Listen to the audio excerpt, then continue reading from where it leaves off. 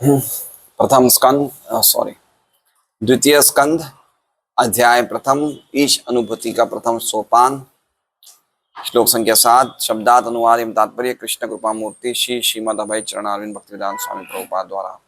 प्रायण मुनयो राजन् निवृत्ता विदिशेदतः नैर्गुण्यस्ता रमन्ते स्म गुणानुकथने हरे। आवाज कम है क्या इसकी? प्रायण मुख्यतया मुनयः सारे मुनि राजन हे राजा निवृत्ता ऊपर उठे हुए निवृत्त विधि विधि विधान शेधतः प्रतिबंधों से नैर्गुण्यस्था आध्यात्मिक रूप से स्थित रमन्ते आनंद लेते हैं स्म प्रकट रूप से गुण अनुकथने महिमा का वर्णन करते हुए हरे श्री भगवान की। अनुवाद। हे राजा परीक्षित, मुख्यतया सर्वोच्च आध्यात्मवादी जो विधि विधानों एवं प्रतिबंधों से परे हैं, वे श्री भगवान का गुणगान करने में आनंद का अनुभव करते हैं। ओम अज्ञानतिमिरान्धस्य ज्ञानाञ्जनशलाकया चक्षुरुन्मीलितं येन तस्मै श्रीगुरवे नमः। नाम श्रेष्ठम् अनुमति शचीपुत्रमत्र स्वरूपं रूपं तस्याग्रजमुरुपुरीं मातुरीं गोष्ठवाटिं राधा कुंडम गिरिवरमहो राधिका माधवाशां प्राप्तो यस्य प्रतितकृपया श्रीगुरुं तं नतोऽस्मि। वन्देऽहं श्रीगुरोः श्रीयुतः पदकमलं श्रीगुरून् वैष्णवांश्च श्रीरूपं सग्रजातं सहगण रघुनाथान्वितं तं सजीवं साद्वैतं सावधूतं परिजनसहितं कृष्ण चैतन्य देवं श्री राधा कृष्ण पादान सहगण ललिता शिव शाखान्वितांश। गुरु वैष्णव भगवान तिने स्मरण हय विघ्न विनाशम अनायास होय निजवांचित पूर्ण। हरे कृष्णा कृष्णा कृष्णा हरे हरे, हरे राम राम राम हरे। सभी भक्तों का भागवतम क्लास में स्वागत है। आवाज अभी भी सही नहीं लग रही है मुझे, है? इनका कुछ परमानेंट इलाज करवाना पड़ेगा, उस दिन भी नहीं चल रहा था ये। हरे कृष्णा।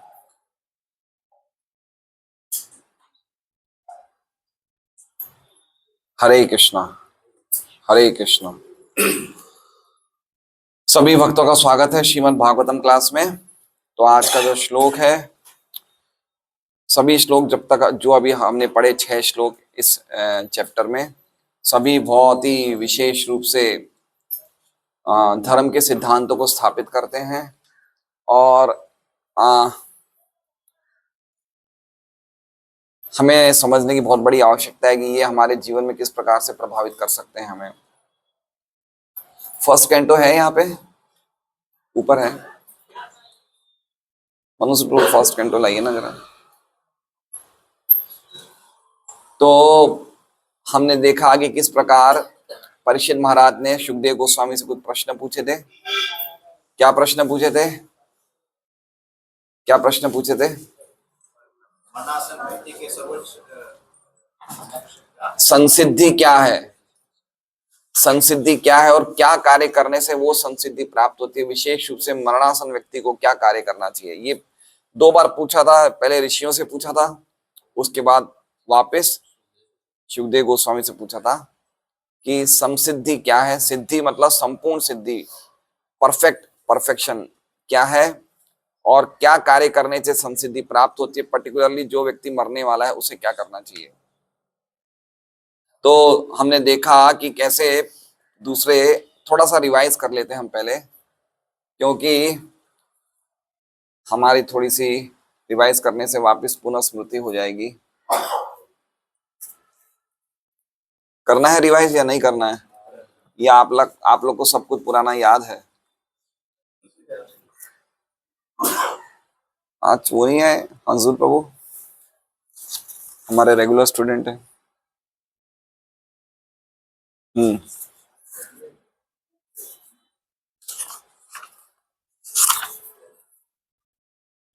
हाँ देखिए, इसमें लिखा है अथ पृच्छामि संसिद्धिम योगिनाम परमम गुरुम पुरुषस्य यत् कार्यम म्रियमाणस्य सर्वथा, कि आप योगियों के भी परम गुरु हैं, इसलिए मैं आपसे पूछता हूं कि आप संसिद्धि का मार्ग बताइए, क्या कार्य करने से हम लोगों को संसिद्धि प्राप्त होती है, विशेष रूप से म्रियमाणस्य, जो विशेष रूप से मरणासन है, उनके लिए पूर्णता का मार्ग बतलाइए।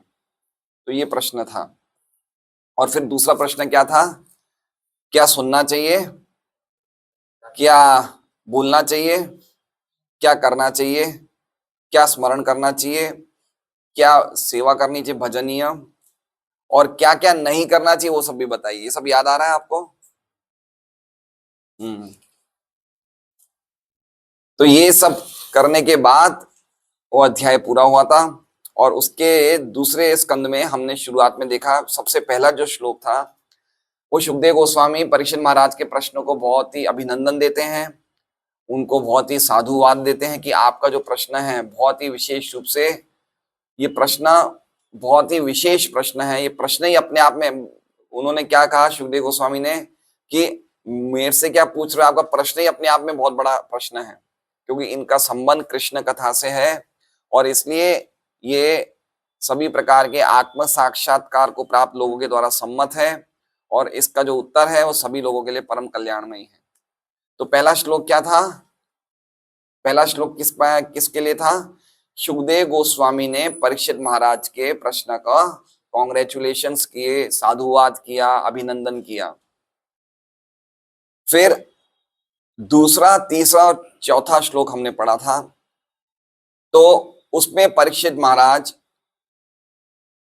का जो प्रश्न था, क्या प्रश्न था? प्रश्न क्या था परीक्षित महाराज का? क्या नहीं करना चाहिए, क्या नहीं बोलना चाहिए। कहा था ना कि क्या बोलना चाहिए, क्या सुनना चाहिए, क्या करना चाहिए वो भी बताइए, और जो नहीं करना चाहिए वो भी बताइए। तो दूसरे, तीसरे, चौथे श्लोक में क्या नहीं करना चाहिए वो बताया है। ठीक है, क्या नहीं करना चाहिए वो बताया है, कि क्या चीजें करने से हमारी अधोगति होती है, वो चीजें बताइए। પછી વાત કરું, કથામાં છું હમણાં। ઓકે,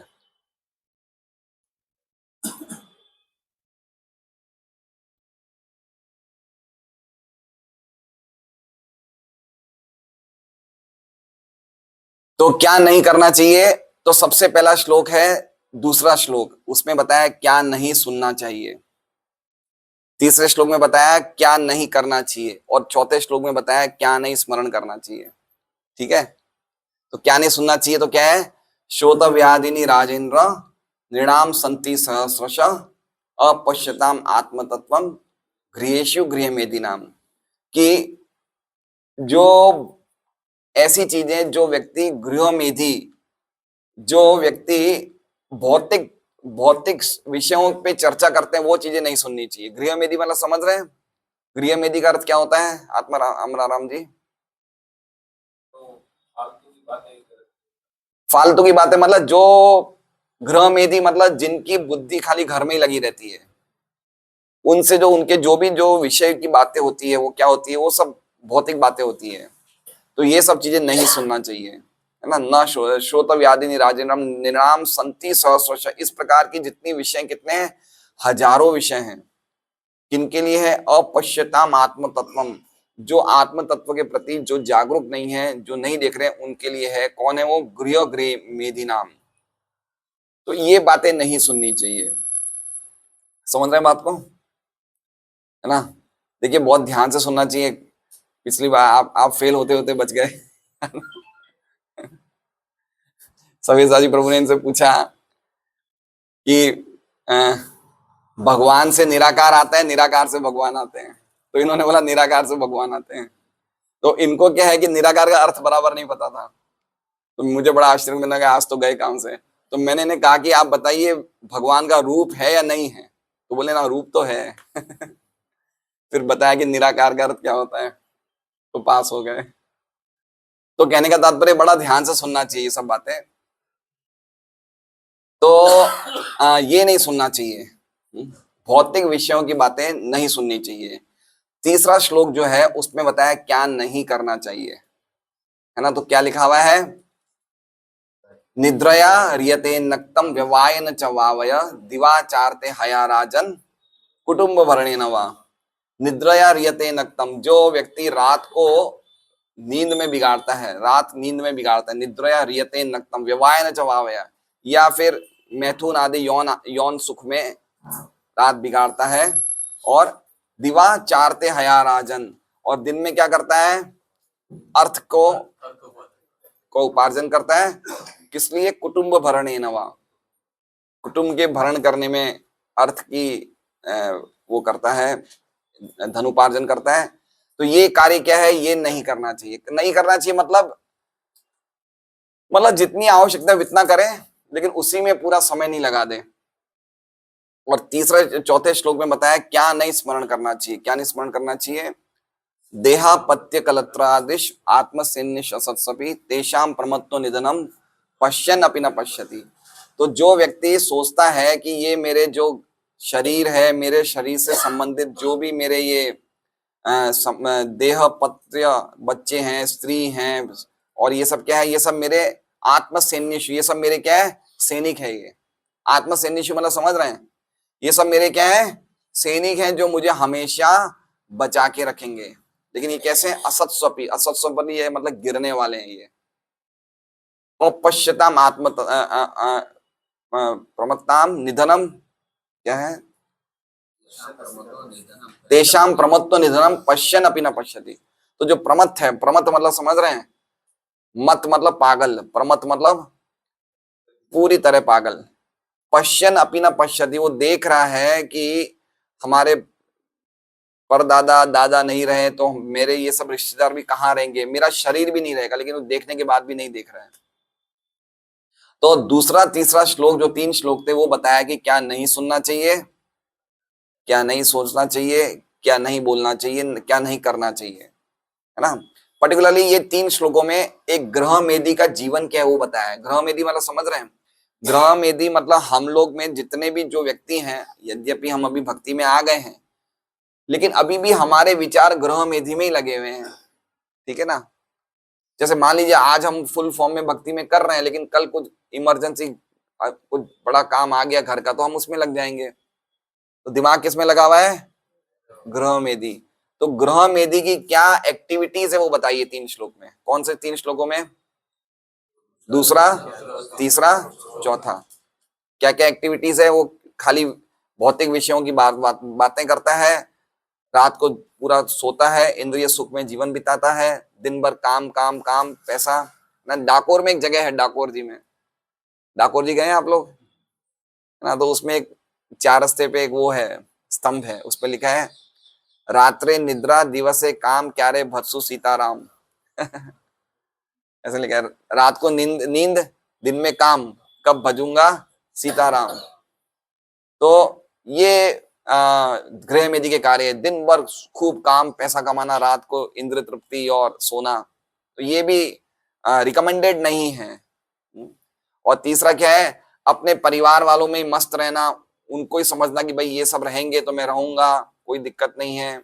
तो इस प्रकार की जो स्मृति है, इस प्रकार की जो सोच है, वो गृहमेदी जीवन के ये 3 कार्य, तो उससे हमें बचना चाहिए, वो नहीं करना चाहिए।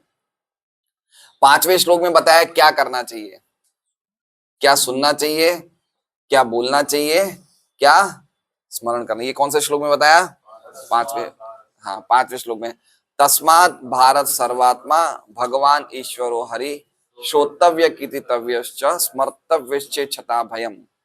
जो व्यक्ति अभयता को प्राप्त करना चाहता है, अभयम चाहता है ना, उसे हमेशा भगवान हरि के बारे में सुनना चाहिए, श्रोतव्य कीर्तितव्यश्च स्मर्तव्यश्च, और जो हमेशा उसे स्मरण करना चाहिए। तो ये 5वें श्लोक में बताया।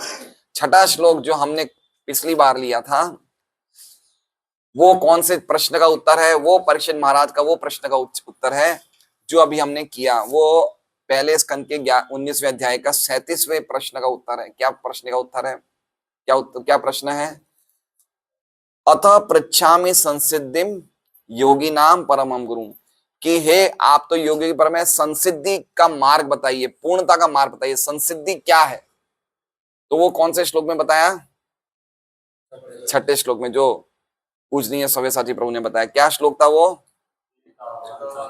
एतावान सांख्य योगाभ्याम स्वधर्म परिनिष्ठया जन्म लाभ पर पुंसाम अंते नारायण स्मृति। वो क्या श्लोक था वो? कि जो भी व्यक्ति एतावान सांख्य योगाभ्याम स्वधर्म परिनिष्ठ, 3 प्रकार के लोगों को बताया। एक तो सांख्य, जो सांख्य का आश्रय लेते हैं। सांख्य मतलब समझ रहे हैं? सांख्य मतलब बहुत बड़ा है कि ये एक प्रकार का मार्ग है मोक्ष की तरफ प्राप्त करने का। सांख्य मतलब संख्या, मतलब गिनती, ठीक है। तो जो व्यक्ति भौतिक तत्वों की गिनती करके उनको आत्मा से अलग करता है, उसे क्या कहते हैं? सांख्य। मतलब डिस्कर्निंग मैटर फ्रॉम स्पिरिट। नेति नेति, जो चीजें भौतिक है उनको हटा दिया जाए, तो फिर क्या बचेगी? आत्म चेतन वस्तु बचेगी। तो उसे कहते हैं सांख्य, भौतिक तत्वों की गिनती करना। तो रियल सांख्य क्या है? जो कपिल महाराज ने, भगवान कपिल ने मां देवहूति को बताया, वो सच्चा सांख्य योग है। और एक डुप्लीकेट सांख्य योग है जो कपिल ऋषि ने बताया, जो नास्तिकवाद का सांख्य योग है। तो इसमें बताया है कि सांख्य, जो लोग ये नास्तिक सांख्य को मानते हैं, क्योंकि ओरिजिनल सांख्य तो भक्ति योग है जो भगवान कपिल ने बताया, लेकिन जो नास्तिक सांख्य को मानते हैं और सांख्य योग में लगे हुए हैं, एतावान सांख्य योगाभ्याम, योगाभ्याम मतलब अष्टांग योग, और स्वधर्म, स्वधर्म मतलब वर्णाश्रम धर्म के अनुसार अपने कार्य करना। स्वधर्म परिनिष्ठया, परिनिष्ठया मतलब करते करते जन्म लाभ पर पुंसाम अंते नारायण। ये तीनों का जो सिद्धि है वो तभी है जब हम भगवान की, नारायण की स्मृति में लग जाएं, तो ये तीनों काम के हैं, अन्यथा तीनों काम के नहीं हैं। समझ रहे बात को? मान लीजिए कि कोई व्यक्ति सांख्य कर रहा है, कोई व्यक्ति अष्टांग योग कर रहा है, कोई व्यक्ति अपने धर्म का पालन कर रहा है, लेकिन अगर वो भगवान की, नारायण की स्मृति, स्मृति का अर्थ बताया अंते नारायण स्मृति, स्मृति मतलब श्रवण और कीर्तन, श्रवण और कीर्तन वाले धर्म में अगर वो नहीं लगता, तो उसका ये सांख्य, इसका ये योग और इसका ये स्वधर्म, वो सब बेकार है। समझ रहे बात को? बहुत बड़ा सिद्धांत पिछले श्लोक में स्थापित हुआ है कि आप जो कुछ भी कर रहे हो, जो कुछ भी हमें लग रहा है कि सही है, धर्म है, कर रहे हैं, लेकिन अगर ये करने के बाद अगर हम श्रवण कीर्तन वाली भक्ति में नहीं लग रहे हैं, खाली वो ही कर रहे हैं, तो ये क्या है? ये कोई काम का नहीं है। इससे आपका जन्म लाभ पर पुंसाम, इससे आपका जन्म असफल होने वाला है। और यही बात शुरुआत में पहले स्कंद में बताई थी। क्या श्लोक है, याद है आपको? धर्म सुनिष्ठित पुंसाम विश्वक्सेन कथासूय नोत्पादे यदि रतिम श्रम एवं केवलम।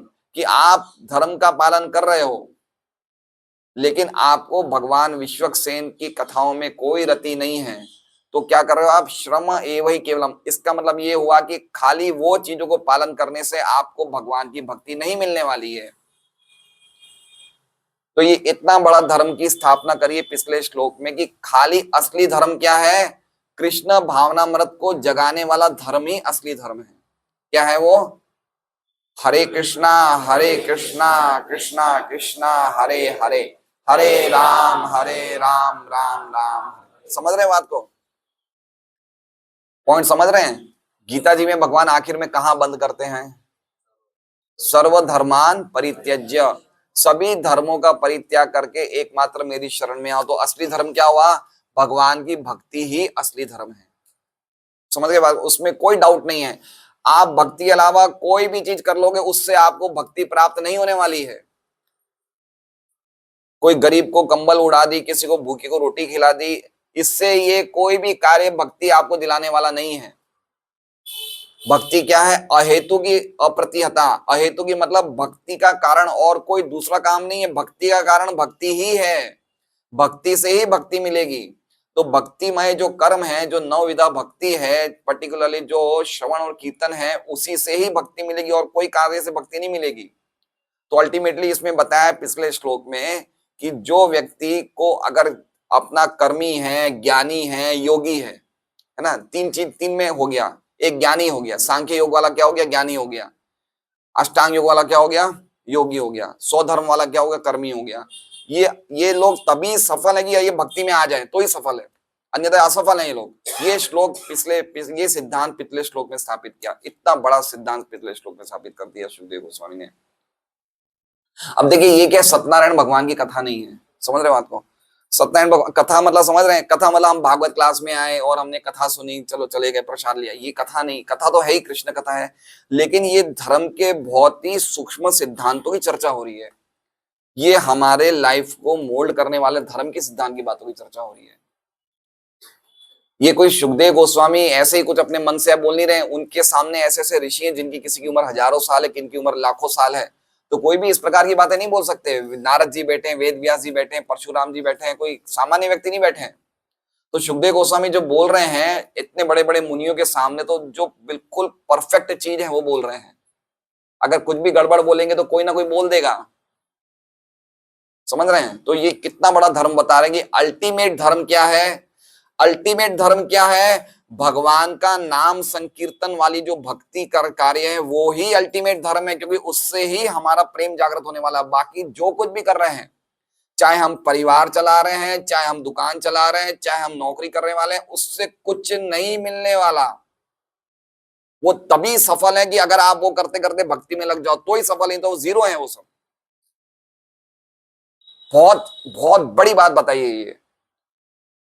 इसलिए तो ये चीजें को सुनते ही तो प्रभुपाद ने जब ये सब बातें भागवत में लिखी, तो ही तो सुन के लोग फुल टाइम ज्वाइन हो गए कि हम लोग कर क्या रहे हैं, हम तो अपना जीवन खराब कर रहे हैं, ये नौकरी व्यापार से क्या मिलेगा उसी टाइम। इसलिए तो प्रभुपाद के टाइम पे इतने नए नए पति पत्नी जो थे 25 साल के 20-25, वो फुल टाइम ज्वाइन हो गए। बोले ये असली धर्म ही है, फुल टाइम भगवान की भक्ति में लगना असली धर्म है।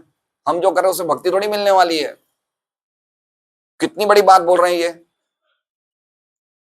बोला है ना गीता जी भागवत में पहले स्कंद के दूसरे अध्याय में बोला है, सवय पुंसाम परो धर्मो।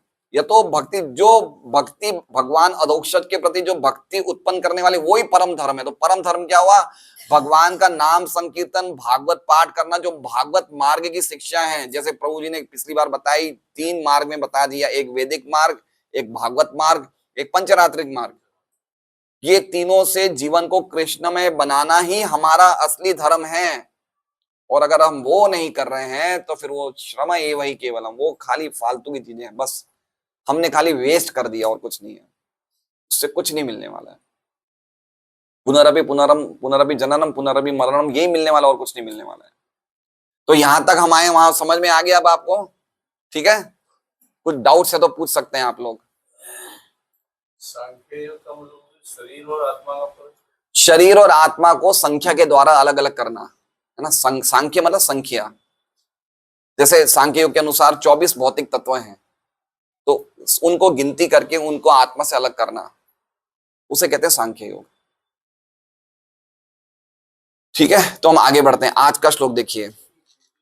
अब आज का जो श्लोक है उसमें बताया है कि इतनी बड़ी बात बोल रहे हैं आप, कल को कोई पूछ ले, इतने लोग सुन रहे हैं वहां पे सुखदेव गोस्वामी से, कि आपने इतनी बड़ी बात बोल दी कि ज्ञानी कर्मी योगी सांख्य अष्टांग योग और स्वधर्म करने वाले को भक्ति करेगा तो ही कुछ मिलेगा, नहीं तो उनका जीवन असफल है।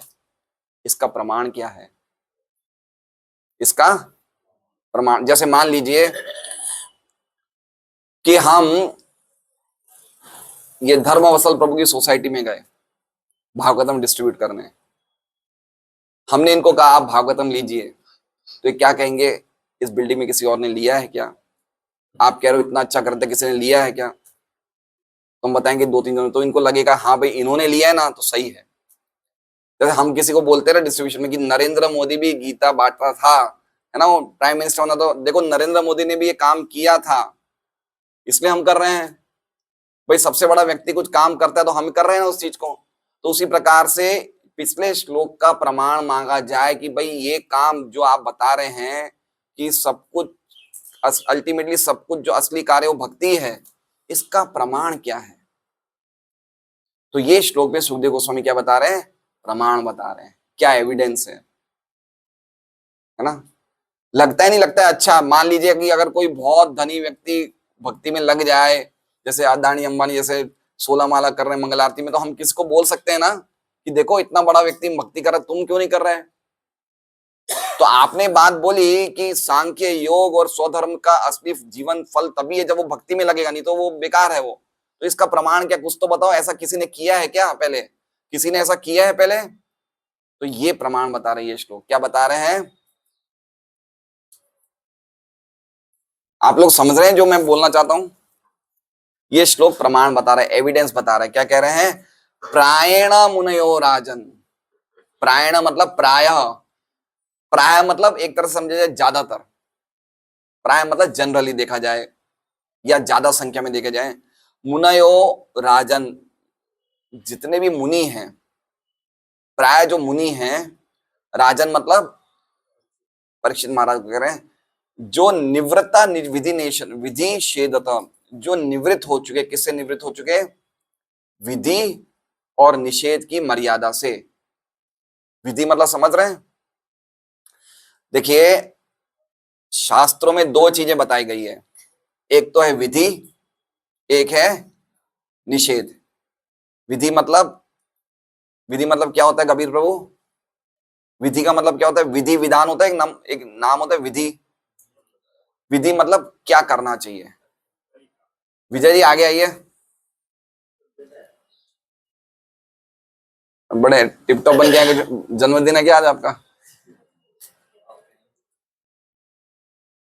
विधि का मतलब समझ रहे हैं, क्या करना चाहिए, और निषेध का मतलब क्या नहीं करना चाहिए।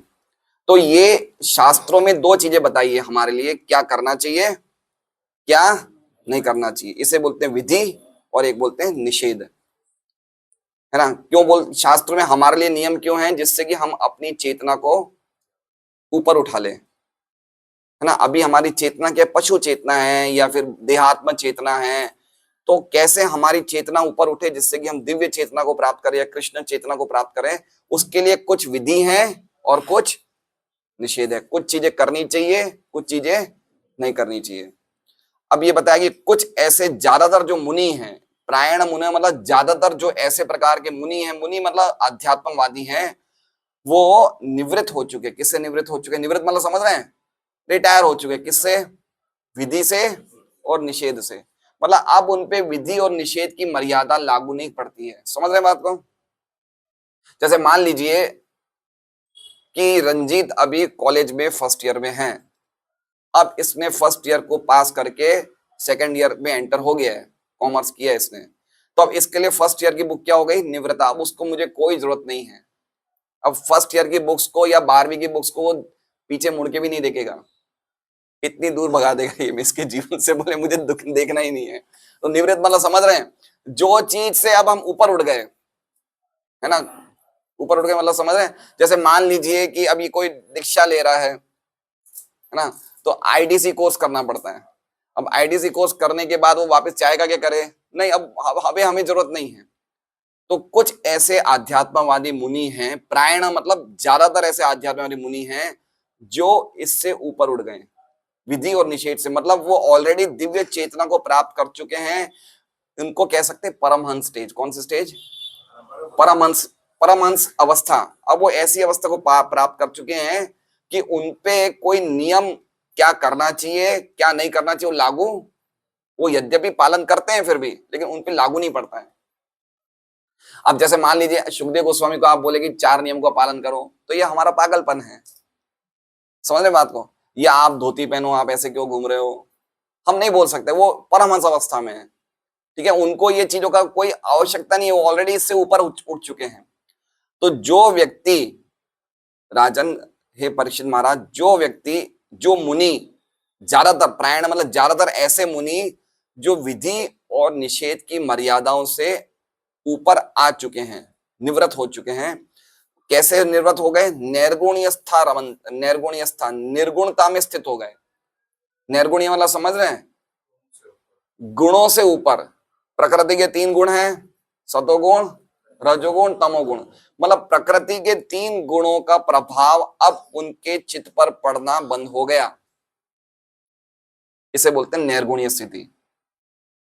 जैसे मान लीजिए, थोड़ा थोड़ा हम भी अपना उदाहरण देख लें।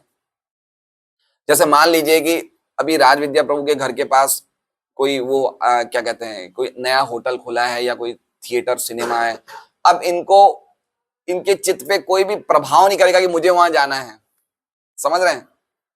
या कोई अम्यूजमेंट पार्क खुल गया, वो ऊपर से पानी से नीचे छलांग लगाता है, इनको मन में ही नहीं करेगा कि मुझे जाना है। क्यों? क्योंकि ये तमोगुण की स्थिति से थोड़ा ऊपर उठ गए। तो ये चीजें, सैर सपाटा जाना, खेल कूद करना, इनके मन में नहीं आएगा, इनको बिल्कुल अट्रैक्ट भी नहीं करेगा, समझ रहे हैं? क्योंकि ये सब किसके लक्षण है? होटल, पिक्चर, तमोगुण के लक्षण है। तो अब ये तमोगुण से, जो स्थूल तमोगुण से है, उससे ये ऊपर उठ गए हैं। तमोगुण के प्रभाव इनके चित्त पे अब नहीं पड़ता है, ठीक है? कभी कभी पड़ जाता है, कभी कभी पड़ जाता है, क्योंकि अभी हम लोग पूरी तरह से ऊपर नहीं उठे, लेकिन हम थोड़ा सा उदाहरण दे सकते हैं कि तमोगुण, अब जैसे कोई व्यक्ति और ज्यादा ऊंचा उठाएगा तो फिर उसको व्यापार नौकरी में 10-12 घंटा मैं क्यों लगाऊं, तो उस प्रभाव से भी उठ जाता है, रजोगुण के प्रभाव से भी ऊपर उठ जाता है। और इसी प्रकार से सतोगुण भी, जो भौतिक जगत में सतोगुण है, वो भी प्योर नहीं है, शुद्ध नहीं है, क्योंकि वो भी तमोगुण और रजोगुण से प्रभावित होता है। तो तीनों गुणों का जब उसके चित्त पे कोई प्रभाव नहीं पड़ता तो उसे क्या बोलते हैं? निर्गुण, नैर्गुण्य। तो नैर्गुण्य स्थ, नैर्गुण्य मतलब नैर्गुण में स्थ का मतलब क्या? निर्गुणता में स्थित हो जाते हैं ऐसे व्यक्ति। कौन से व्यक्ति? परमंश अवस्था के व्यक्ति, जो सभी प्रकार के विधि निषेधों के मर्यादा से ऊपर उठ चुके हैं। किसमें स्थित है वो? नैर्गुण्य स्थ में। ऐसी स्थिति में स्थित होने के बाद भी क्या करते हैं? रमन्ते स्म, रमन्ते मतलब रमण करते हैं वो। किसमें रमण करते हैं? गुणानुकथने हरे, गुण, किसमें रमण करते हैं? गुणों में। कैसे रमण करते हैं? अनुकथने, अनुकथने मतलब, अनु मतलब बार बार, और कथने मतलब बार बार बोलना।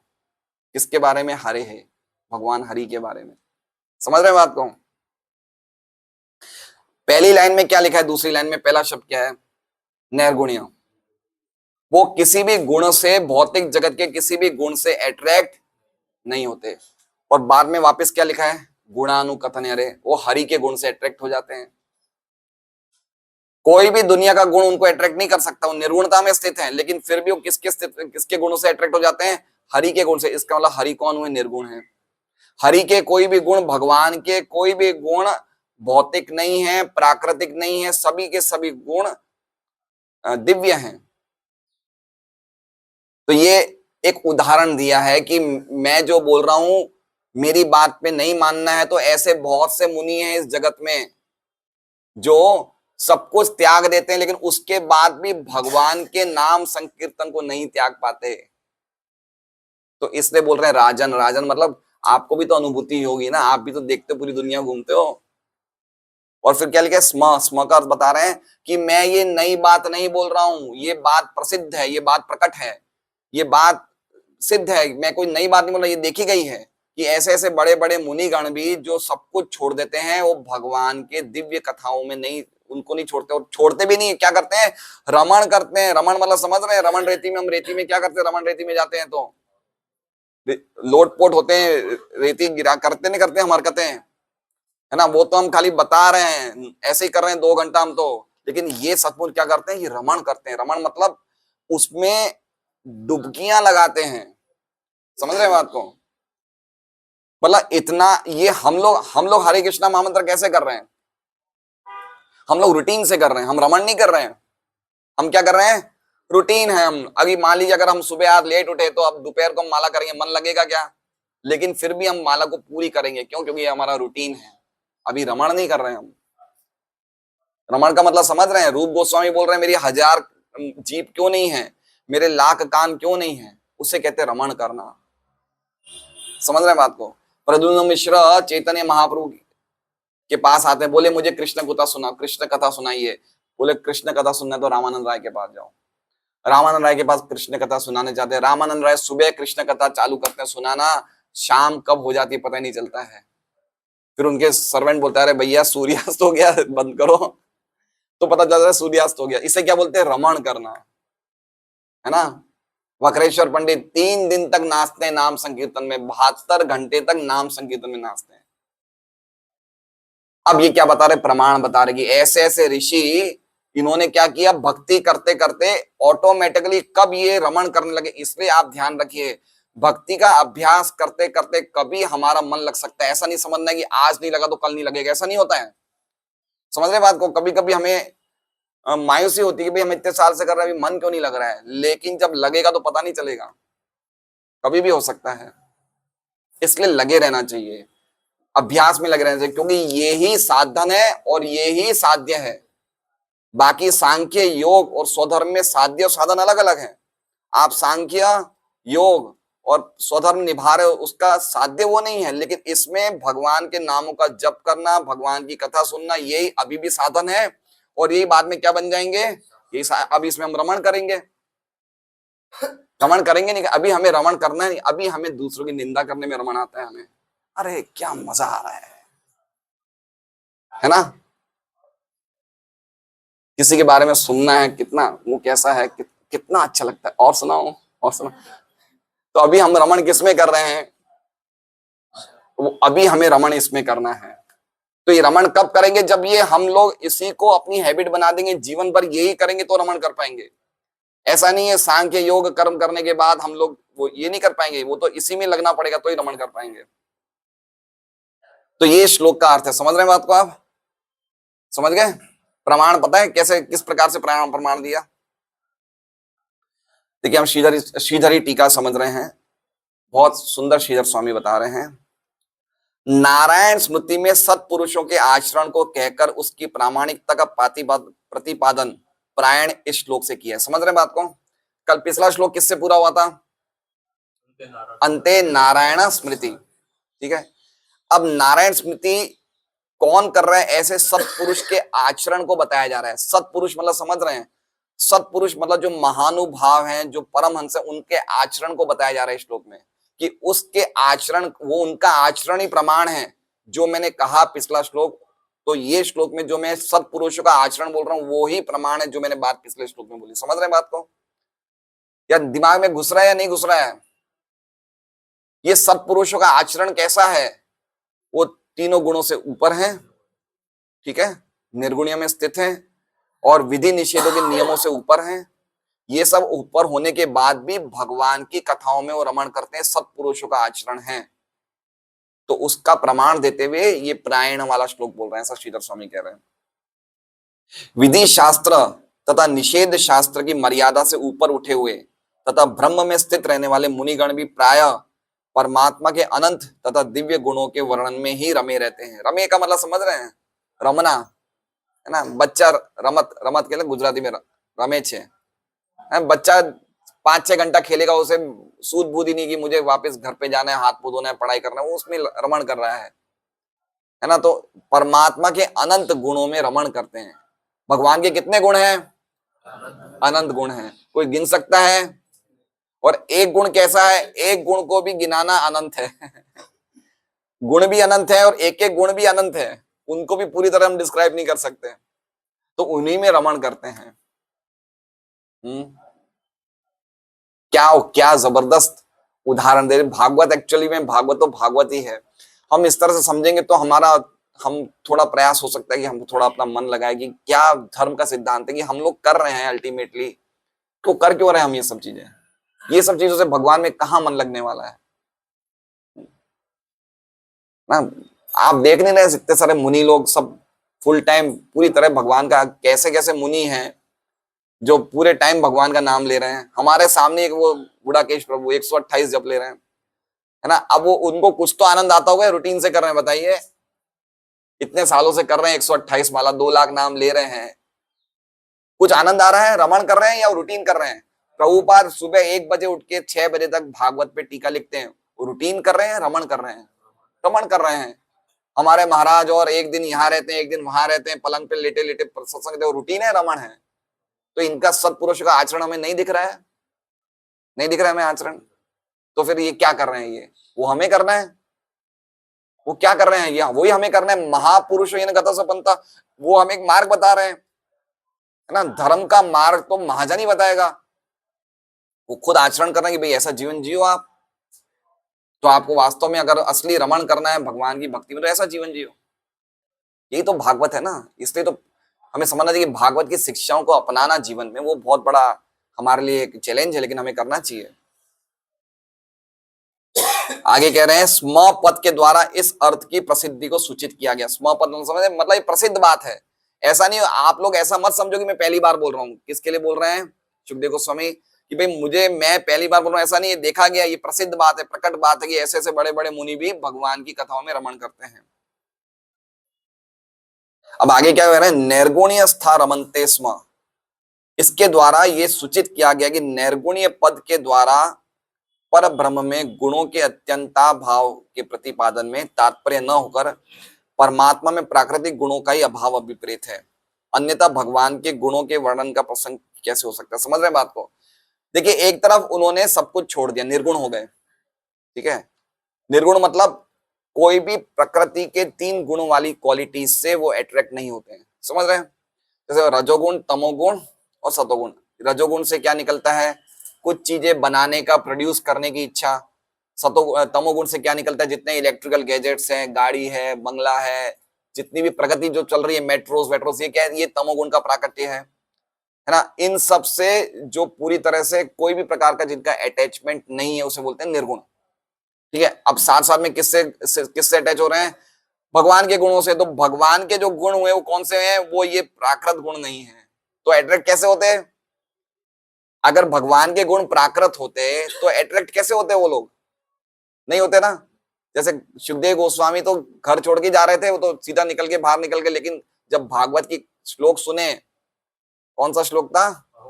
अहो बकीयम, है ना, ये श्लोक सुना तो अट्रैक्ट हो गए। तो समझ गए कि ये कोई सामान्य व्यक्ति नहीं है कृष्ण, ये दिव्य व्यक्ति है, तो अट्रैक्ट हो गए।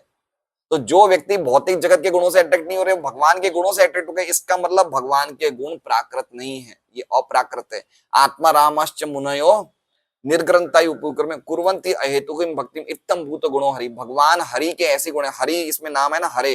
हरे के दो दो चैतन्य चरित्र में बताया कि हरि के दो मुख्य वर्ड है, सॉरी, दो मुख्य मीनिंग है हरि के। एक तो जो हमें सभी दुखों से, हमारे सभी दुख हर लेते हैं, और दूसरा जो हमारा मन भी हर लेते हैं।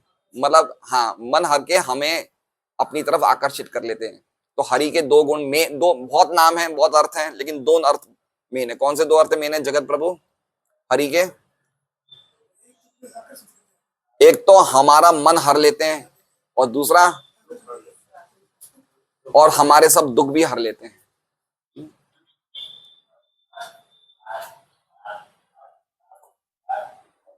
अब हम सारार्थ दर्शनी पढ़ेंगे।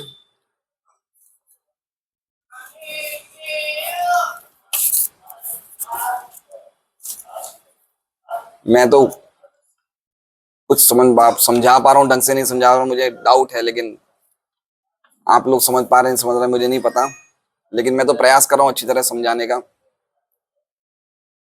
देखिए, सारा दर्शनी में क्या कह रहे हैं विश्वनाथ चक्रवर्ती ठाकुर? संसिद्धि भगवान के गुणों के, भगवान के रूप के माधुर्यों का आस्वादन करना संसिद्धि है। संसिद्धि पूछा था ना पिछले स्कंद में कि संसिद्धि का मार्ग बताइए, पूर्णता का मार्ग बताइए। तो क्या कह रहे हैं? पूर्णता का मार्ग पिछले श्लोक में बता दिया, और इस श्लोक में बता दिया कि भगवान के गुण और भगवान के रूप के माधुर्य का आस्वादन करना। मतलब क्या करना? भगवान का नाम संकीर्तन। समझिए बात को, भगवान का नाम संकीर्तन करना मतलब भगवान के गुण और भगवान के रूप का हम आस्वादन कर रहे हैं, है ना। नाम, जो व्यक्ति नाम ले रहा है, नाम से जितना आस्वादन होता है भगवान के गुण का, भगवान के रूप का, और कोई साधन से नहीं होता है। नाम संकीर्तन, श्रवण और कीर्तन की जो भक्ति है, सबसे बेस्ट है ना, सबसे बेस्ट है। इससे अच्छा, हाँ, इसका प्राय का एक और अर्थ बताया है। प्रायण का एक और अर्थ है। प्रायण का एक अर्थ तो हमने क्या लिया? प्रायण का एक अर्थ क्या लिया? प्रायण का मतलब ज्यादातर जितने भी मुनि हैं, ऑलमोस्ट, इसका मतलब कुछ मुनि ये नहीं करते। कुछ मुनि निर्गुण अवस्था में आ गए हैं, लेकिन भगवान के हरि की कथाओं को रमण नहीं करते। एक तो ये अर्थ हो गया प्रायण का। दूसरा प्रायण का अर्थ क्या हो गया? कि जो लोग आध्यात्मवादी, प्रायण क्या करते हैं? नाम संकीर्तन, भगवान की कथाओं को सुनना और भगवान की कथाओं को बोलना, जप करना।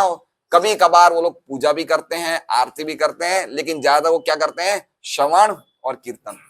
तो ये प्रायण का एक अर्थ हो गया। तो प्रायण का दो शब्दों में अर्थ आएगा, एक तो मुनियों के शब्द में आएगा, और एक अनुकथनम। अनुकथनम का अर्थ बता रहे ना, गुणानुकथन है। अनुकथन मतलब, अनु मतलब समझ रहे हैं, अनु के दो अर्थ होते हैं, एक तो हम जो कुछ भी बोल रहे हैं आचार्यों को फॉलो करते हैं, अनु अनु मतलब पीछे जाना, फॉलो करना, पीछा करना। अनु का मतलब क्या होता है? अनुगमन, अनुसरण मतलब पीछा करना। तो एक तो आचार्य के मार्ग में जैसे आचार्यों ने हमें कथा बताई है उसको हम अनुकथा, उसी उसी परंपरा में हम फॉलो करके कथा बोल रहे हैं, इसे बोलते हैं अनुकथन है। और एक अनु का अर्थ हो गया है बार बार बोलते रहना, हमेशा बोलते रहना, है ना। तो दो शब्द हुए। तो प्रायण का अर्थ क्या हो गया कि बार बार, ज्यादातर तो बोलते रहते हैं, सुनते रहते हैं, लेकिन कभी कभी बीच में आरती भी कर लेते हैं, कभी कभी स्मरण भी कर लेते हैं। तो प्रायण के दो अर्थ हो गए। आज तो सब गड़बड़ी लग रही है मुझे, कोई कुछ नहीं बोल रहा है। आगे बताया है, ये बहुत ही ऊंची सिद्धि है ब्रह्म में लीन होने से। क्या बता रहे हैं? संसिद्धि क्या है? संसिद्धि क्या है? भगवान के गुणों को और भगवान के रूप की माधुर्य का आस्वादन करना, ये संसिद्धि है। मतलब पर्टिकुलरली भगवान के श्रवण कीर्तन में लग के भगवान की शुद्ध भक्ति करना संसिद्धि है। अब कह रहे हैं कि एक इससे हल्की भी बात है। क्या हल्की? हल्की, इससे एक हल्की सिद्धि भी है। वो क्या है? ब्रह्म में लीन होना। ब्रह्म मतलब समझ रहे हैं? भगवान की जो अंग कांति है ब्रह्म ज्योति, उसके अंदर प्रवेश कर जाना, वो भी सिद्धि है, लेकिन संसिद्धि नहीं है, वो हल्की है। वो सिद्धि के लिए कभी भी हम लोग ना तो प्रयास करते हैं और ना ही करना चाहिए। वो केवल्यम नरकायते, वो खाली नरक नरक ही है, वो नरक जैसा ही है वो सिद्धि प्राप्त करना। अब आगे बता रहे कि ये श्लोक भगवान की अनुभूति का प्रमाण दे रहे हैं।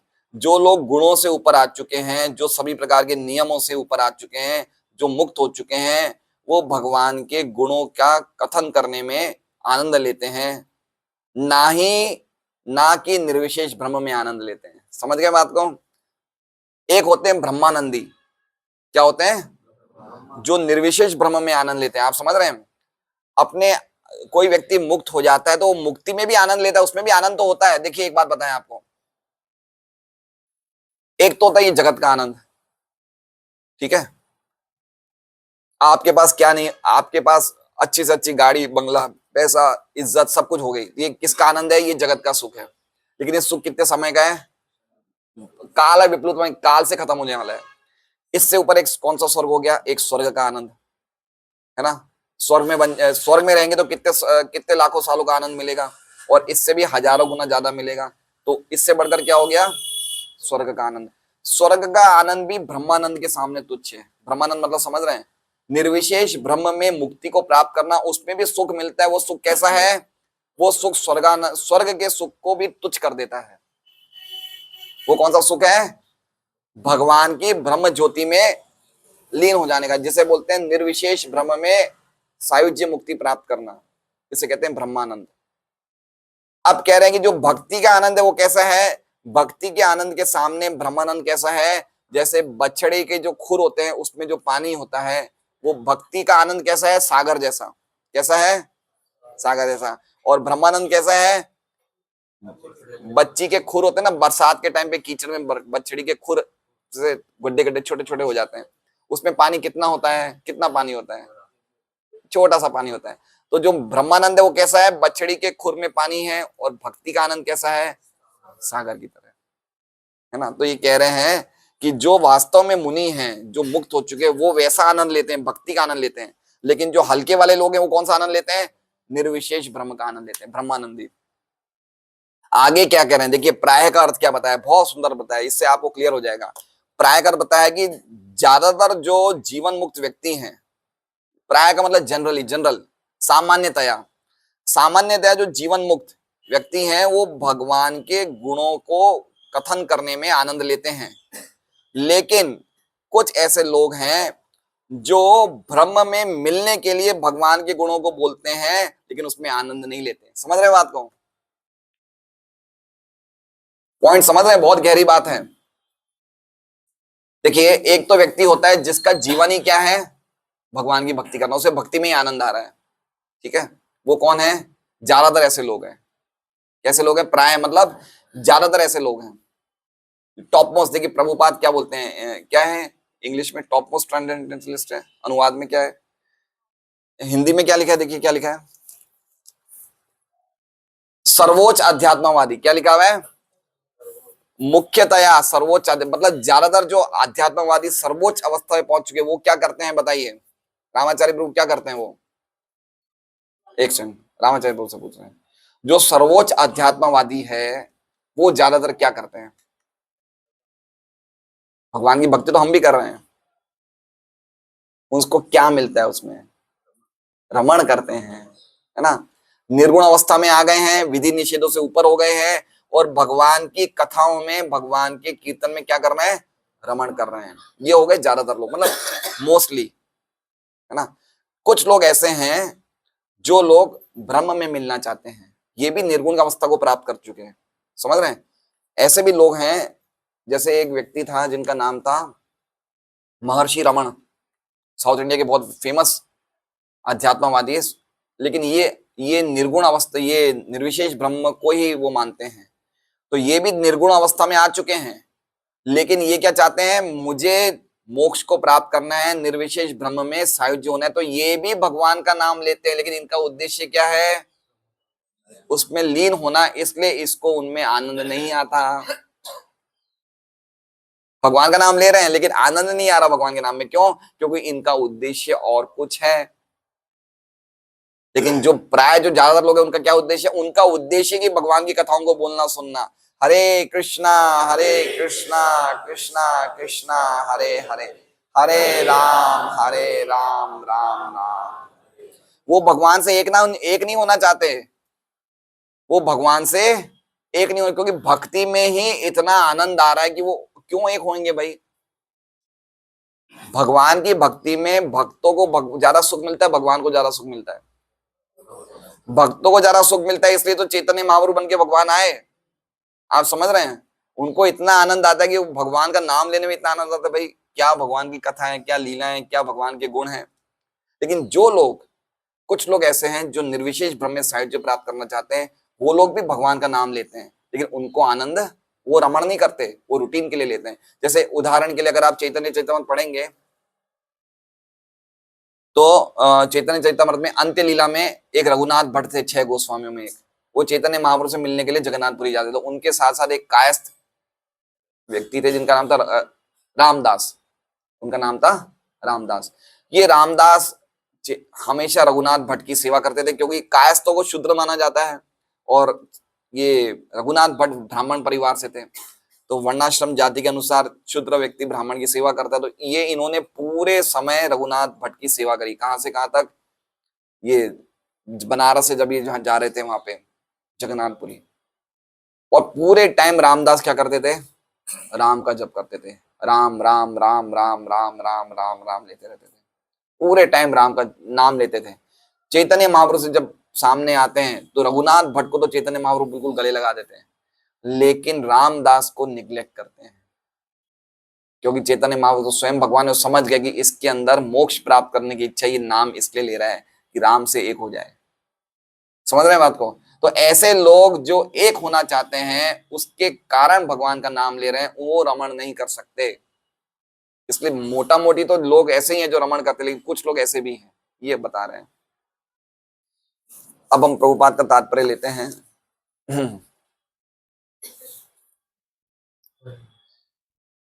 तात्पर्य, सर्वोच्च आध्यात्मवादी मुक्त जीव होते हैं, अतः वो विधि विधानों की सीमा में नहीं आते।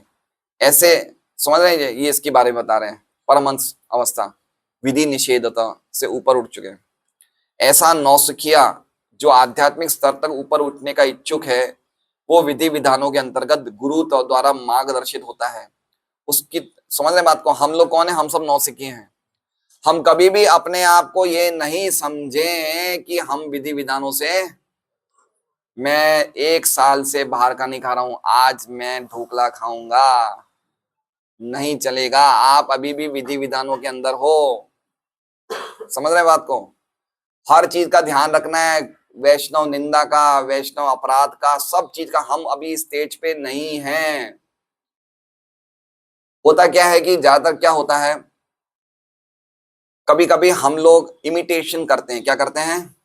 इमिटेशन, नकल करते हैं। हमें लगता है कि हम बहुत ऊंची स्टेज पे आ गए हैं। ये सही नहीं है, ये, है ना? भक्तों से कभी कभी हम ढंग से बर्ताव नहीं करते, ये सब चीजें गलत हो रही है। मैं निवेदन कर रहा हूं हम सभी भक्तों से कि कृपा करके भक्तों से बर्ताव अच्छी तरह करिए। ये ऐसा अपराध है कि हमें ले डूबेगा। कैसा अपराध है ये? हमें ले डूबेगा। क्या बोलते हैं इसे? कौन सा अपराध, क्या नाम है धर्मस्वरूप साहब? इस अपराध का नाम क्या है? हाथी मता। कभी हाथी के सामने हम गए हैं? पागल हाथी के सामने जाएंगे? सामान्य हाथी के सामने नहीं जा सकते, पागल हाथी मिल जाएगा तो क्या होगा? तो ये वैष्णव अपराध कैसा है? हाथी माता, है ना? ये बहुत खतरनाक अपराध है। हमारी भागवतम क्लास के बाद इस प्रकार की घटनाएं हो रही है, उससे हमारी छवि बहुत खराब पड़ती है। अरे ये भागवत सुन के आ रहे हैं, परमो निर्मत्सराम सताम, ये तो ऐसा ग्रंथ सुन के आ रहे हैं कि लोगों को निर्मत्सर बनाने के लिए, और हम ऐसे झगड़ा कर रहे हैं, है ना? कोई व्यक्ति मर्सिडीज में घूम रहा है और वो हाथ निकाल के 10 पैसे का सिक्का मांगे मुझे भीख दो, तो उसका पागलपन है ना? हमें क्या मिल रहा है और हम लोग इस प्रकार से, हम क्या सोचते हैं हम भक्त हैं, हम किसी को कुछ भी बोल सकते हैं? नहीं चलेगा। हम विधि निषेधों के अंदर हैं, हम सब नौसिखिए हैं। हमें पालन करना चाहिए कि कैसे किससे बात करनी चाहिए, किसी के दिल को नहीं दुखाना चाहिए।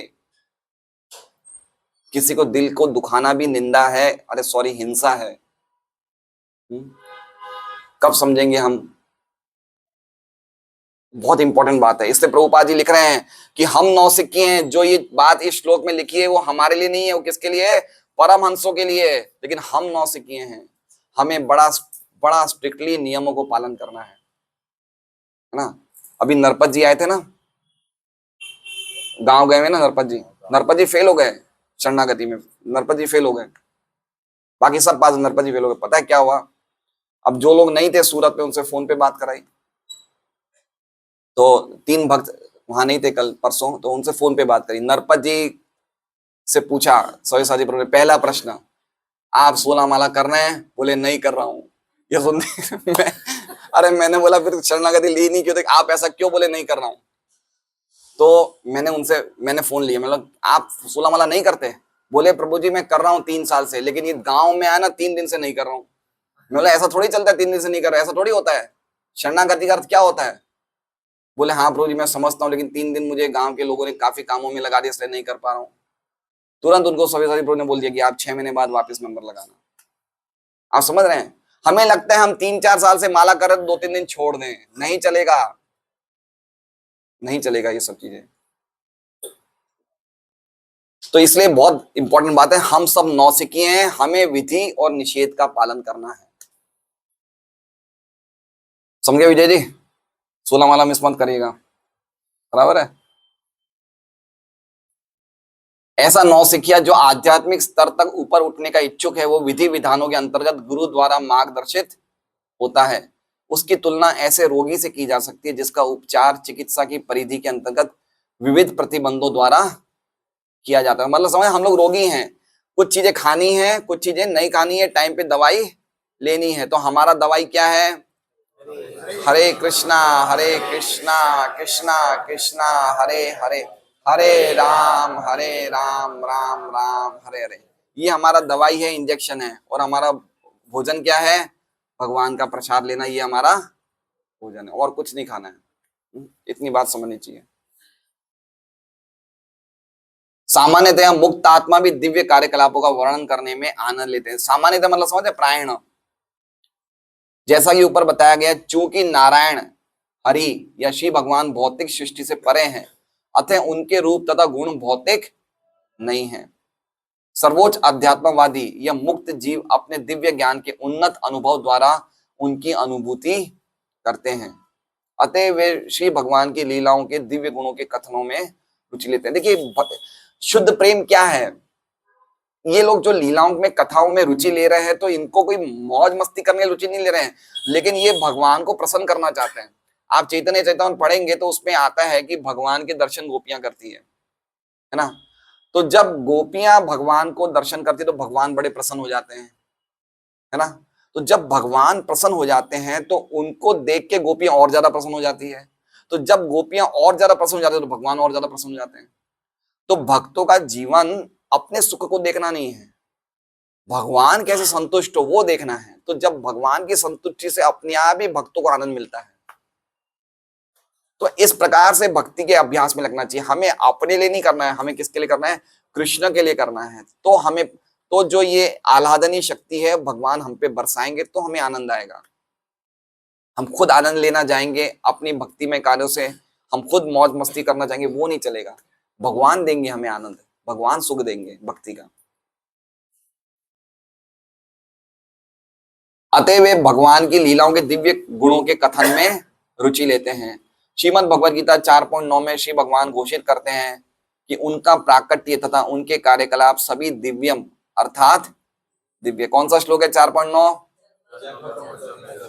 जन्म कर्म च मे दिव्यम एवं यो वेति तत्त्वतः त्यक्त्वा देहम पुनर्जन्म नेति मामेति सोऽर्जुन।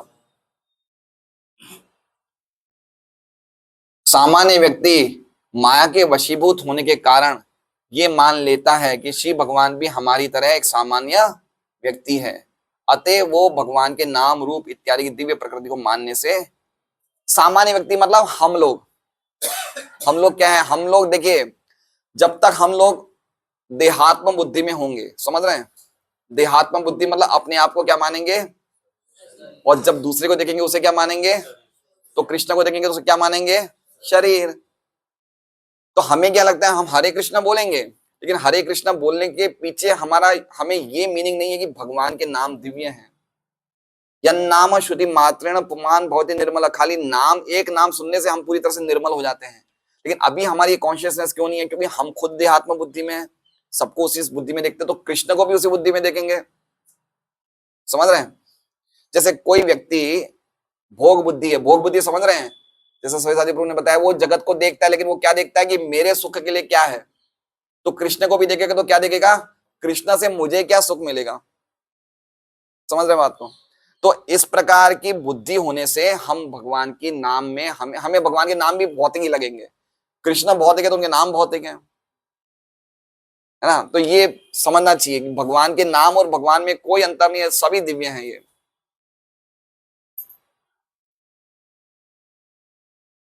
सर्वोच्च अध्यात्मवादी किसी भी भौतिक वस्तु में रुचि नहीं रखता। अतः श्री भगवान के कार्यकलापों के प्रति रुचि रखना इस बात का निश्चित प्रमाण है कि श्री भगवान इस भौतिक जगत में हमारे जैसे नहीं है। तो निर्गुण की बात बता रहे। निर्गुण का अर्थ क्या हो गया? निर्गुण मतलब क्या हो गया? हम इस जगत में हैं लेकिन जगत के नहीं है किसमें? जगत में, लेकिन जगत के नहीं है, वो बोलते हैं निर्गुण अवस्था। गुणों में स्थित है हम, लेकिन चूंकि हम भक्ति में लग गए हैं इसलिए अब हम गुणों से ऊपर उड़ गए ना। 14वें अध्याय का आखिरी श्लोक, सेकंड लास्ट। मामचा यो व्यभिचारेण भक्ति योगिन सेवते सगुणान समतीत्यतान ब्रह्म भूयाय कल्पते। अद्भुत। आप लोग भागवतम का जबरदस्त ये श्लोक है। एक एक श्लोक में क्या क्या चीजें भरी है मुझे समझ में नहीं आ रहा है। क्या कह रहे हैं हम तुमको? आपको समझ में नहीं आ रहा, हमें कैसे आएगा? तो एक पागल है तो हम, आप भी पागल, हम भी पागल है ना? चैतन्य महाप्रभु बोलते हैं, चैतन्य चरितामृत, ये भक्ति का मार्ग पागलों द्वारा ही समझा जाता है, और सीधे व्यक्ति, सामान्य व्यक्ति भक्ति को नहीं समझ सकते। जो पागल हो जाता है वही समझ सकता है। तो सही चल रहे हैं अपने, पागल ही है।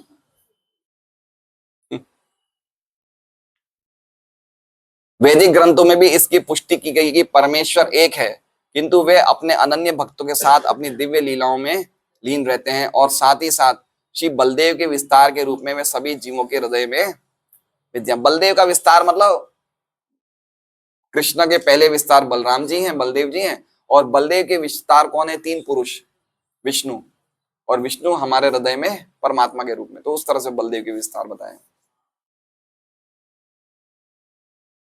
वे सभी जीवों के हृदय में विद्यमान रहते हैं। अतएव दिव्य अनुभूति की परम सिद्धि श्री भगवान की दिव्य गुणों के श्रवण तथा अनुकथन में। परम सिद्धि, वही बात, संसिद्धि। संसिद्धि क्या है? जो व्यक्ति फुल टाइम लग जाए भगवान के नाम संकीर्तन में, भगवान की सेवा में, चाहे वो डेटी वर्शिप हो, चाहे वो नाम संकीर्तन हो, चाहे भागवत का मार्ग हो, पूरा टाइम लगा हुआ है तो वो संसिद्धि के मार्ग पे है। 100 बात की एक बात, इतना समझना है। संसिद्धि मतलब पूर्णता का मार्ग, ठीक है, तो भगवान की भक्ति में आनंद लेना, जिसे कहते हैं ना रमण रमण करना, वो संसिद्धि है। और संसिद्धि का मार्ग क्या है? ये भक्ति का मार्ग संसिद्धि का मार्ग है, उसे प्राप्त करना। वो ये, क्योंकि ये करते करते अपने आप ही हमें संसिद्धि मिल जाएगी, क्योंकि यही साधन है, यही साध्य है।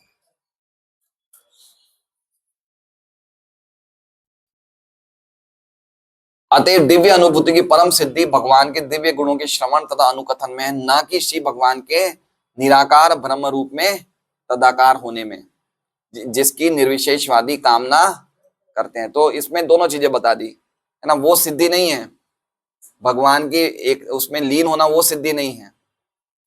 वास्तविक दिव्य आनंद का अनुभव तो श्री भगवान की दिव्य महिमा महिमा गायन में किया जाता है।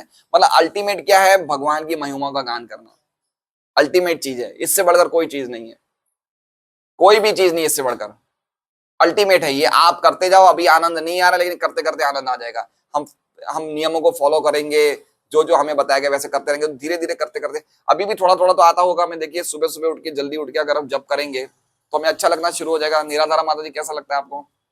अच्छा लगता है?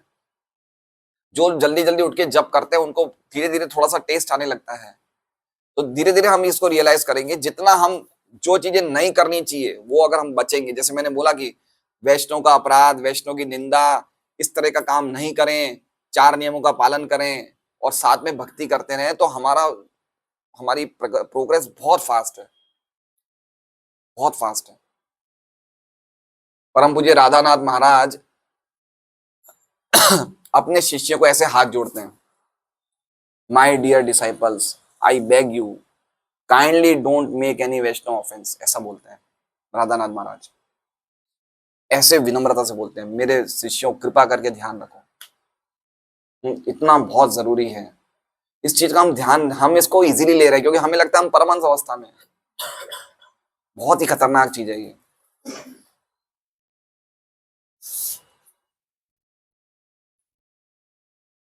क्या होता है इससे? पता है क्या होता है इससे? होगा क्या? भक्ति विनष्ट कैसे होगी? हमारे हृदय में वासनाएं आ जाएगी, भौतिक विषयों को भोगने की इच्छाएं जागृत हो जाएगी, है ना। अपने आप धीरे धीरे धीरे धीरे भक्ति से आउट होते जाएंगे, धीरे धीरे धीरे। हमें भौतिक जगत में काम करना अच्छा लगेगा, हमें अपने आप ही मन में ऐसी बातें माया हमें बताएगी, अरे क्या कर रहे हो, पागल हो गया क्या तुम, कभी काम कर लो बाद में भक्ति कर लेना, ये सब बातें आ जाएगी। अच्छे अच्छे व्यक्तियों की ऐसे विकेट उड़ गई है ना। खुद ही अपने आप ही वो भक्ति से आउट हो जाता है धीरे धीरे धीरे। कैसे होता है वो हमें नहीं पता, लेकिन आउट हो जाता है। व्यक्ति जब गिरता है ना, उसका गिरना उसको खुद नहीं दिखता है, समझ रहे हैं। भक्ति में जब हमारा पतन होता है तो हम खुद गिर रहे हैं, वो हमें दिखता नहीं है, सामने वाला देख लेता है, हमें नहीं दिखता है। इसलिए बहुत सावधान होना चाहिए इस मामले में। उनके निराकार वास्तविक दिव्य आनंद का अनुभव श्री भगवान के दिव्य महिमा गायन में किया जाता है, उनके निराकार रूप में स्थित होने की अनुभूति में नहीं। किंतु कुछ लोग ऐसे भी हैं जो सर्वोच्च आध्यात्मवादी न होकर उनसे निम्न स्तर पर होते हैं। ठीक है, देखिए प्रभुपाद ने सबकी टीका ले ली, ये विश्वनाथ चक्रवर्ती ठाकुर की टीका में आया था ना ये बात। निम्न स्तर पर होते हैं और जो श्री भगवान के दिव्य कार्यकलापों के वर्णन में रुचि नहीं दिखाते, करते हैं, कर तो रहे हैं, जब कर रहे हैं, सुन रहे हैं, लेकिन रुचि नहीं आ रही इनको। क्यों? क्योंकि इनका उद्देश्य क्या है? एक होना, मुक्ति को प्राप्त करना, परमात्मा से एक होना। प्रत्युत वे श्री भगवान के ऐसे कार्यकलापों की व्याख्या श्री भगवान में तदाकार होने के उद्देश्य से करते हैं। करते तो वो भी हैं, लेकिन इस उद्देश्य से करते हैं, इसलिए वो उसमें रमण नहीं कर पाते। ठीक है, हरे कृष्णा। श्रीमद् भागवतम की जय। अद्भुत श्लोक है, तो जबरदस्त श्लोक है।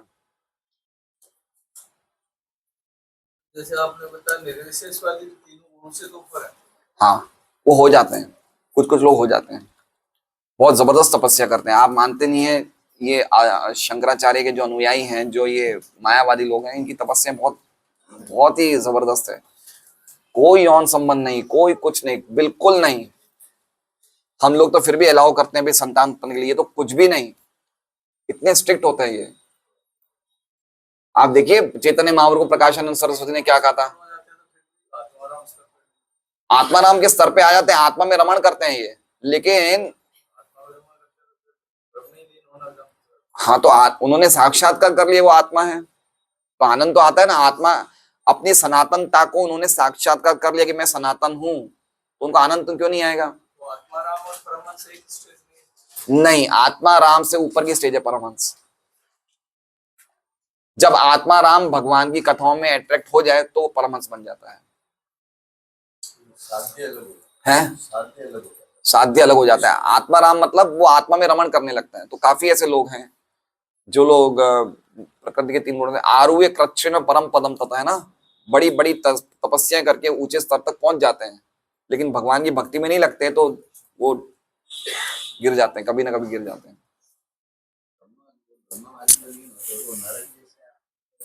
भगवान का नाम लेके ही भी ब्रह्म दर्शन, भगवान का नाम लेके, लेकिन भगवान के नाम में रुचि नहीं है उन्हें।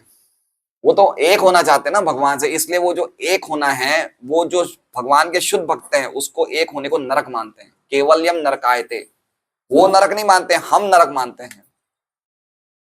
हम कभी भी ऐसा एक होना नहीं चाहते। 5 प्रकार की सिद्धि है, सालोक्य, सृष्टि, सामीप्य, सारूप्य और सायुज्य। तो 4 सिद्धियां भक्त ले लेता है, नहीं सॉरी 5 प्रकार की मुक्तियां हैं। तो 4 मुक्तियां भक्त कभी कभी स्वीकार कर लेता है, क्योंकि उसमें सेवा करने का अवसर रहता है। सालोक्य, सामीप्य, साष्टी, सारूप्य स्वीकार कर लेता है, क्योंकि इसमें भगवान की सेवा करने का अवसर मिलता है। लेकिन सायुज्य नहीं स्वीकार करता है, क्योंकि उसमें भगवान की सेवा नहीं कर सकता, क्योंकि वो अपने आप को एक मानता है भगवान से, तो उसमें सेवा नहीं हो पाती है। इसलिए वो भक्तों के लिए वो नरक जैसी सिद्धि है। इसलिए कोई भी प्रामाणिक भक्त ऐसी सिद्धि को, ऐसी मुक्ति को नहीं इच्छा करेगा। शिशुपाल को सायुज्य मुक्ति मिली थी, लेकिन बाद में वो तो खैर बाद में तो वो भगवान के धाम में प्रवेश करते हैं। जय विजय तो थे वो। शिशुपाल के रूप में सायुज्य मुक्ति मिलती है, लेकिन बाद में वो भगवान के धाम में प्रवेश करते हैं।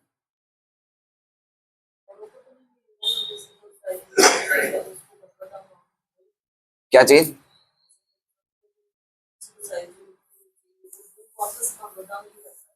सायुज्य मुक्ति में भगवत धाम कहां से जाएगा? वो नहीं जाएगा। शिशुपाल चला गया, लेकिन जय विजय के रूप में गया ना, जय विजय के रूप में गया। उनके जाना, उनको तो वापस 3 जन्मों के बाद जाना, तो उस रूप में चला गया। लेकिन ऐसे उसे मुक्ति तो मिल गई, मुक्ति मिल गई। मुक्ति मतलब वो जन्म मृत्यु के चक्कर से तो निकल गया वो बाहर।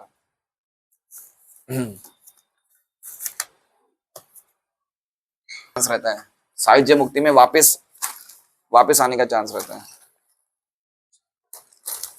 हरे कृष्णा।